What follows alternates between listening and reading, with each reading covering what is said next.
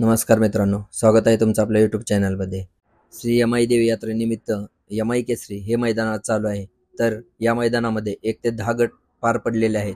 या व्हिडिओमध्ये आपण प्रमुख नंदी कोणत्या गटात पडले व कोणाचा पैरा झाला हे आपण पाहणार आहोत. तर साता एक्सप्रेस बलमा व तुफान ही जोडी 8 नंबर गटामध्ये पडली असून ती विजयी झालेली आहे.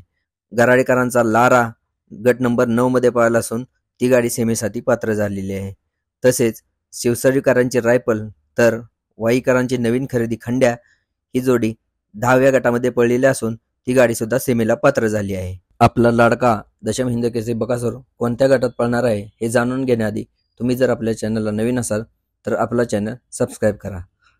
तर आपला लाडका दशम हिंद केसरी बकासूर 20 गटानंतर पळणार आहे.